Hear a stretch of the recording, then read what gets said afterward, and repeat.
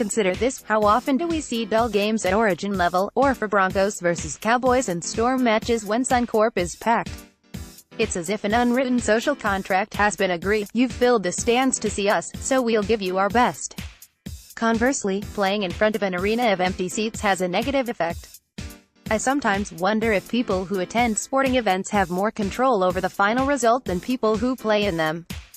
Competition leaders St George Illawarra meet the Premiers on Sunday at Cougar Oval, expected to be full despite Melbourne not supplying an away crowd. It will rattle like an old Valiant at the intensity of play. Ask players what they want in the debate over stadiums and they'd probably ask for a scaled-back Allianz to accommodate a Roosters, Waratahs, Sydney FC crowd filling 3/4 of seats. Packed house, Origin clashes no doubt benefit from sellout crowds. Photo, Dave Hunt. A 45,000-seat rebuilt Moore Park Stadium will only be at capacity twice, Anzac Day and when ticket sales to a Bledisloe Cup match don't justify staging it at Homebush.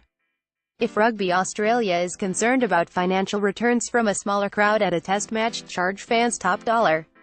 The socio-economic demographic which attends Allianz can afford it. Significantly, a smaller Allianz is what the broadcasters seek. Banks of vacant seats are a turn-off to viewers, as well. Yet in the written saga of the so-called stadium splurge, these stakeholders, including the entertainers and bands, are ignored. Many of the top executives at the NRL have no idea of the NSW government's next move on stadiums, pointing out there have already been 4 iterations. They have diminishing confidence NZ Stadium at Homebush will ever be converted from a stadium built to accommodate the Sydney Olympics to a rectangular ground. Sydney currently has 2 rectangular stadiums, Allianz and the partly completed Parramatta Stadium, and 3 oval stadiums, SCG, Spotless and ANZ. Recently, the supporters of the rectangulation have pointed out sellout crowds at the SCG for Swans games, and an expected 20,000 regular attendance for Giants matches at Spotless will mean the AFL needs a larger ground in the future. Translation, leave ANZ circular. Loading. The NSW government has already spent $200 million buying out the final 15 years of the management rights to Homebush, held by a company majority owned by former AFL chairman, Mike Fitzpatrick. In a classic case of having your cake and eating it, too, AFL acolytes want the recently retired chair of the AFL to have his share of the $200 million buyout and maintain NZ as an AFL-friendly ground. If the SCG and Spotless are near full each game, it's partly because they have modern facilities, courtesy of considerable taxpayers' dollars already spent on them.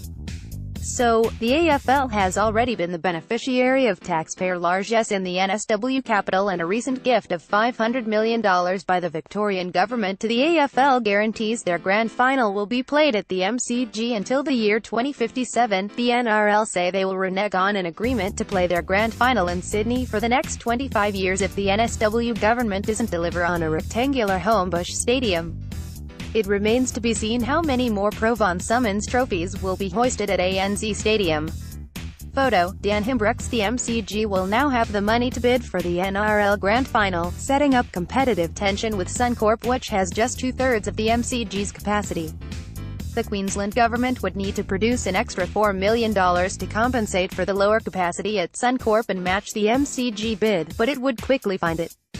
Playing the grand final on a rectangular ground in Brisbane will merely confirm what has already happened. Queensland is the superior state in rugby league. Who will want to play for a Sydney NRL club, apart from the Roosters, when the home grounds are antiquated suburban ovals and Homebush is a stadium in wait for the AFL?